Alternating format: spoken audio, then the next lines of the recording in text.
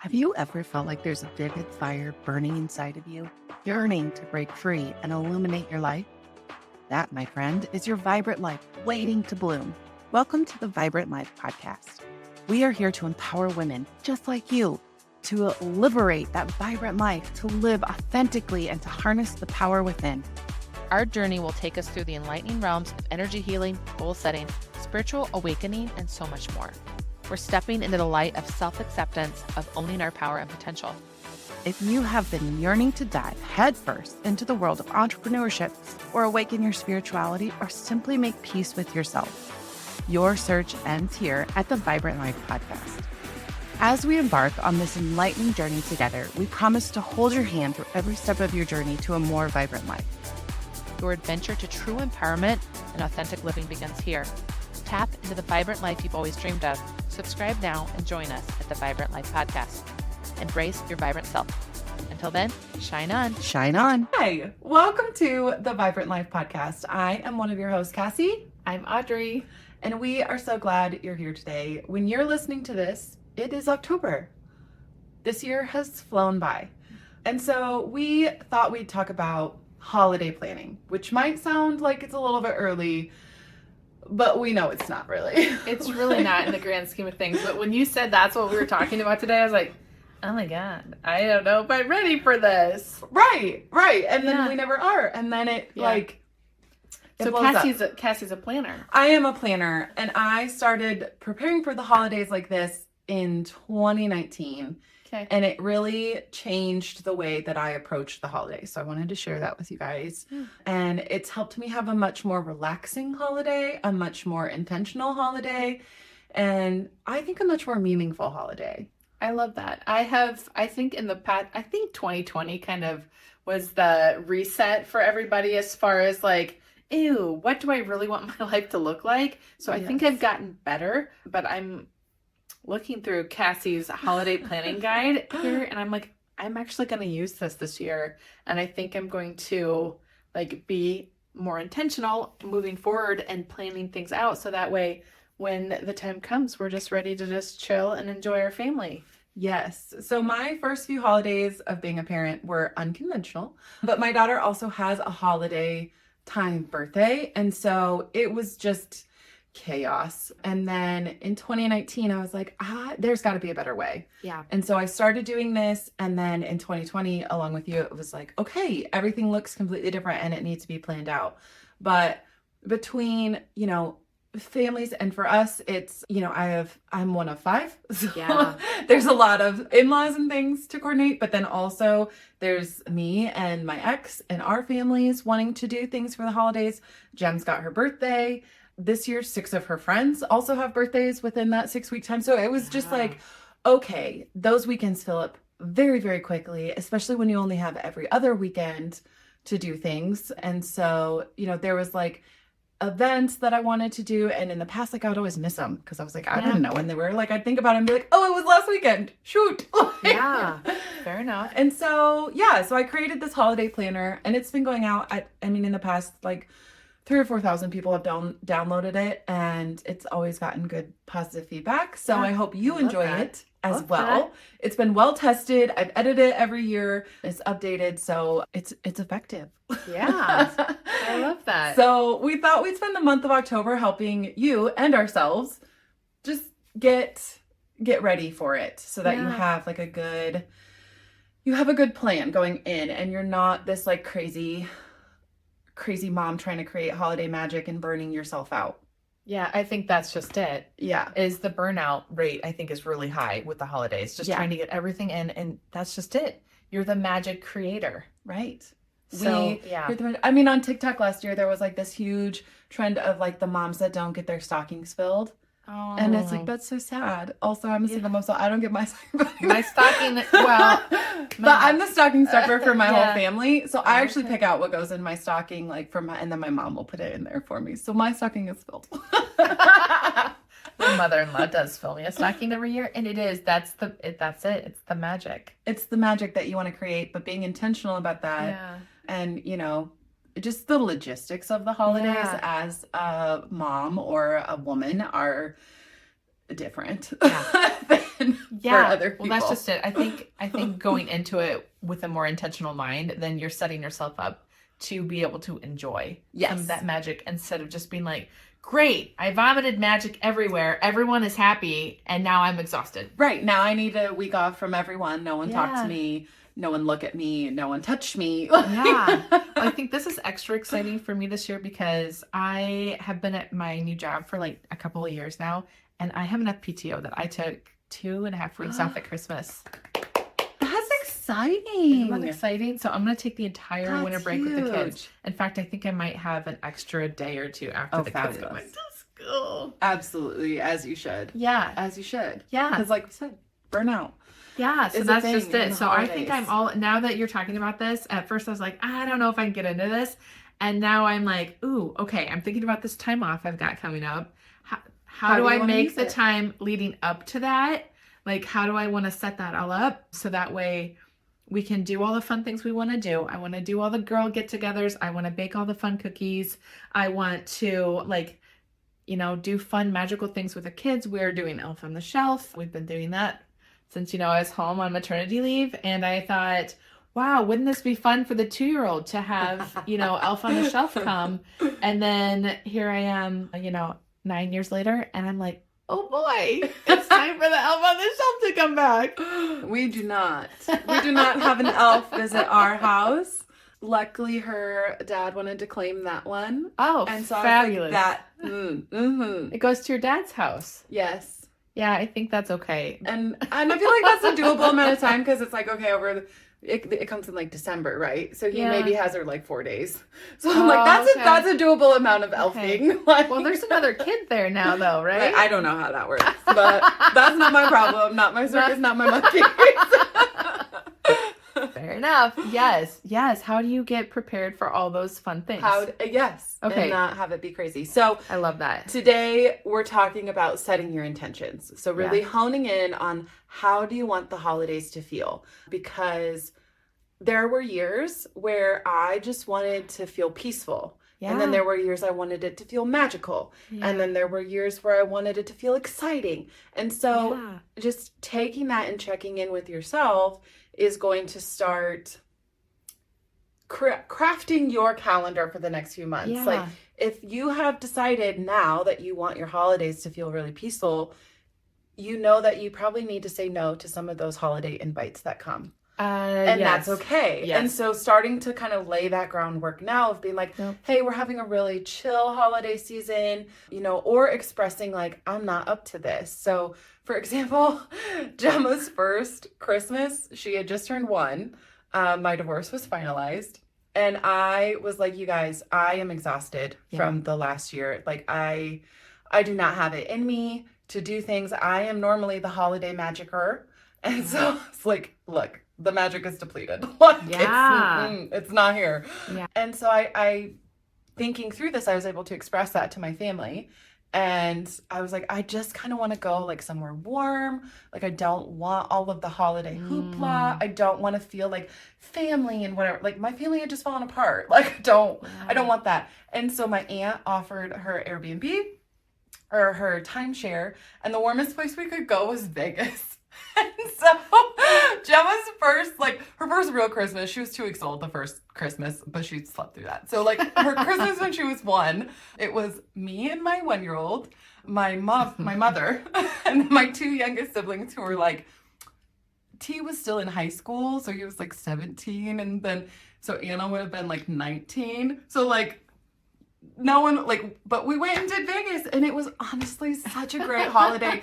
We went to Target and got one of these like crazy tinsel trees, and we had that like in our little condo, and we slept in until 5. Like we didn't leave the house before 5 the whole weekend. We went to shows. I took Gemma to the Blue Man Group. Okay. And she loved it so much. She was jumping so much on my lap that I actually sprained my wrist. So, oh my gosh. So that was fun. Oh my gosh. But it's still some of my favorite holiday memories, because it was exactly what I intended it to be, of like relaxing and not super holiday-y, but still fun.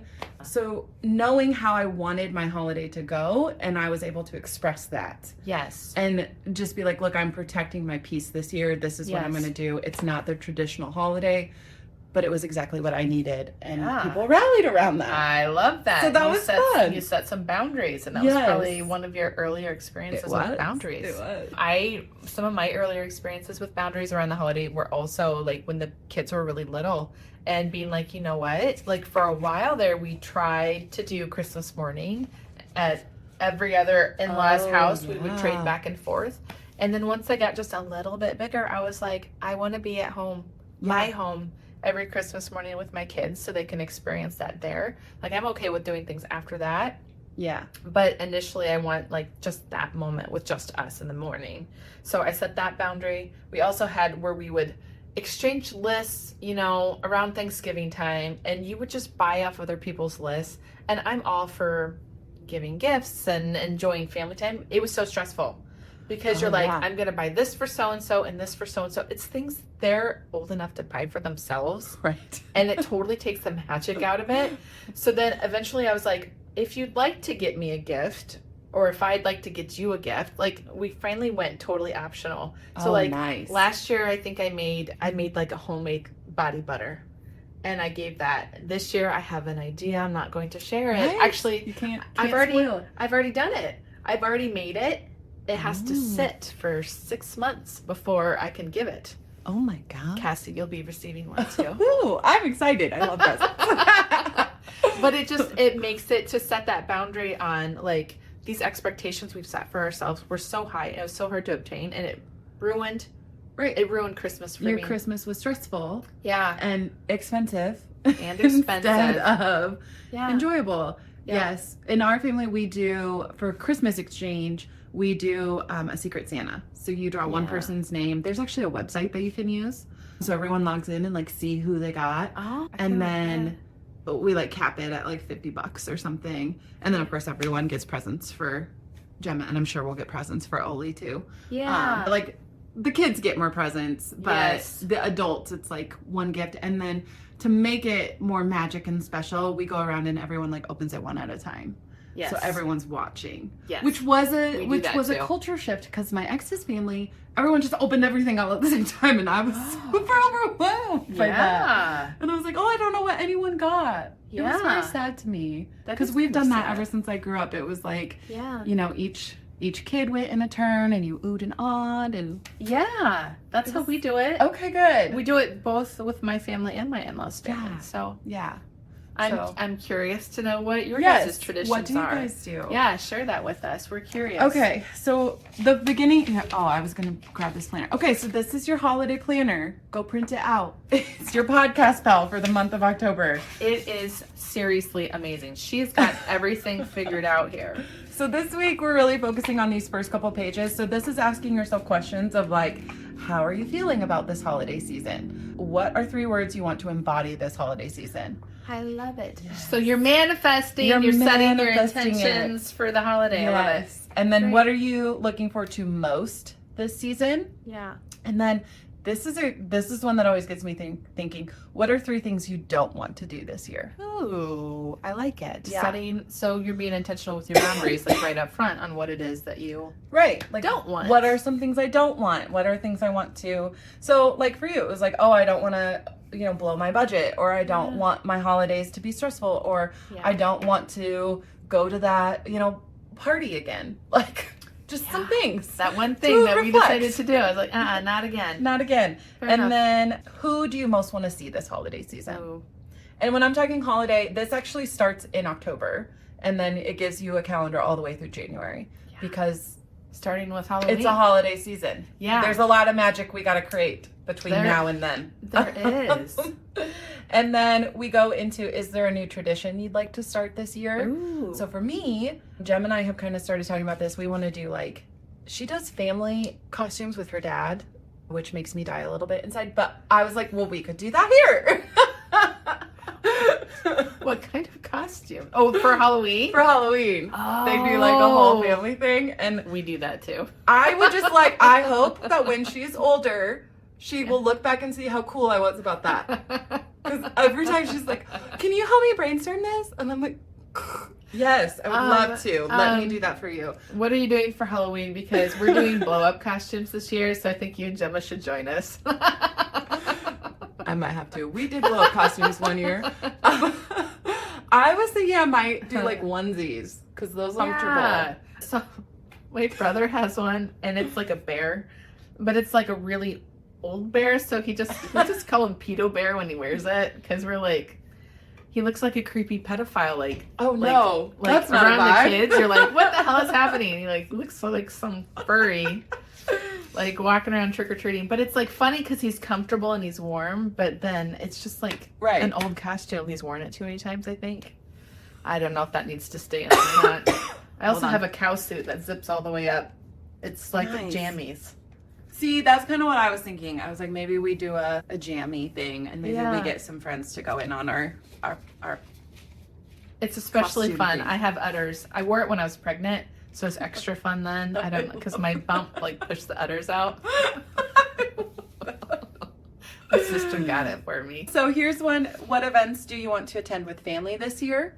So that's kind of the next one. So thinking about, I mean, beyond just your like holiday get-togethers, are there other events that you need to be coordinating, making sure you're getting on the calendar? Yeah. So some things that we do is we go to the Festival of Trees here in Des Moines, which is a fundraiser. It's put on by the Children's Hospital. Yeah. And so we've been doing that for a couple of years, but it's like right after Thanksgiving. Yeah. And so I wanted to go all the time, and then I was like, oh, it's already over. Yeah. So we started that as a tradition a couple of years ago with my sister and brother-in-law. And so Gemma is at Thanksgiving with her dad, and so then we get her back and we go do that, and that just needs to be planned around because that's around Thanksgiving and things. We also like to go and do holiday light looking. Yes. So setting up sometimes with that. Yeah. Last year we did it after Christmas, and it was, I think it was better to do it the week between Christmas and New Year's, because I think people were like, okay, the holidays are done with, shut your lights off. And that's when we went, though, because like Ashby, have you ever seen the Ashby neighborhood in Beaverdale? Mm-hmm. They have like, I don't know, like 10 blocks that all get together and they coordinate lights. Yes. It's so fun. It's so pretty. I so love pretty. That. Yeah. We love looking at lights. Absolutely. Yep. And then how can we help others this year? So looking at your financial situation, your emotional bandwidth, how do you want to help?